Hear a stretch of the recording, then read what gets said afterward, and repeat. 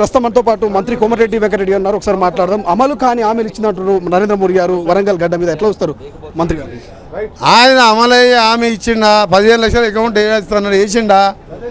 అమలు కానీ మేము అమలయ్యే ఇచ్చినాం.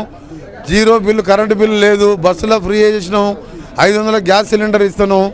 నువ్వు 22 కోట్ల ఉద్యోగాలు నువ్వు చెప్పిన 15 లక్షల నల్లధనం తీసుకో అకౌంట్లు ఇస్తున్నావు మోడీ వేసినావు. దానికి ఆన్సర్ చెప్పాలి ఒక్కటి చాలు, ఎక్కువ మాట్లాడక. కానీ రిపీటెడ్గా RRR గురించి చెప్తున్నారు. ఇవాళ వరంగల్లో కూడా RRR 10 ఏళ్ళు దేశంలో AA అదాని అమ్మాని ఇద్దరే బాగుపడ్డారు.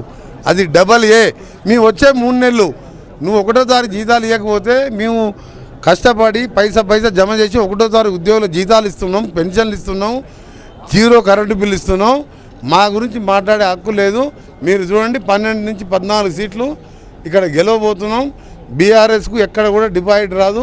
మీరు 4వ తారీఖు తర్వాత 5వ తారీఖు ప్రెస్ క్లబ్లో మాట్లాడదాం. కాంగ్రెస్ గెలిస్తే మళ్ళీ బాబ్రీ మసీద్ అంశం తెర మీదకి వస్తుంది. భద్రత కూడా లేకపోతే దేశ భద్రత అంటారు. ప్రధానమంత్రి ఏం మాట్లాడాలి? 10 ఏళ్ళు ప్రధానమంత్రిగా ఉన్నాడు, ఎన్ని ఉద్యోగాలు ఇచ్చినావు? 15 లక్షలు తీసుకొచ్చి నల్లదనం ఎంతమంది అకౌంట్లో వేసినావు? धनाधन अकाउंट खोलो, जनाधन पूरा पैसा आ रहे बोले कितना डाले, कितना नौकरी दिए, कितना इंडस्ट्री आए, कितना बढ़ गए. 500 का 400 का गैस सिलेंडर को 1200 कर दिए. कैसा करा?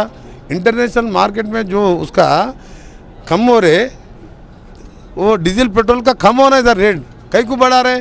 उसको पहला बोल के तेलंगाना को पूरा देश में गरीब और मिडिल क्लास जो है मर जा रहे इंडिया के अंदर. इसीलिए इंडिया कूटमी రాహుల్ గాంధీ ప్రైమ్ మినిస్టర్ బన్నారు.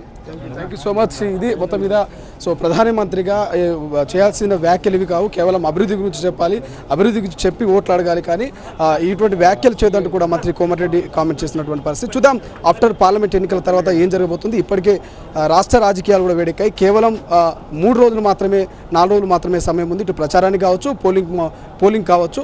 మరి దేశవ్యాప్తంగా, రాష్ట్ర వ్యాప్తంగా పార్లమెంట్ ఎన్నికల తర్వాత ఎలాంటి మార్పులు ఉండబోతా ఉన్నాయి. ముఖ్యంగా తెలంగాణలో ఇప్పటికే బీజేపీ డబుల్ ఇంజన్ సర్కార్ అంటుంది.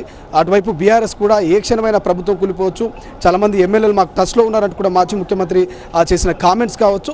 సో వివిధ కామెంట్స్, వివిధ రాజకీయ అంశాలని అన్నీ కూడా కేవలం పార్లమెంట్ ఎన్నికల తర్వాతనే ముడిపడినటువంటి పరిస్థితి. సో చూద్దాం ఏం జరగబోతుంది తెలంగాణలో. నిజంగా కాంగ్రెస్ 10 ఏళ్ల పాటు అధికారంలో ఉండబోతుందా, లేక బీజేపీ బీఆర్ఎస్ అంటున్నట్టుగా మరి ప్రభుత్వం కూలిపోతుందా? ఏం జరగబోతున్నది ఆఫ్టర్ పార్లమెంట్ తర్వాత తెలియాల్సి ఉంది. కెమెరా పర్సన్ అజయ్తో శ్రీశైలం, తొలి వెలుగు, హైదరాబాద్. అసలైన తొలి వెలుగు. ఫాలో వాట్సాప్ @తొలి వెలుగు official.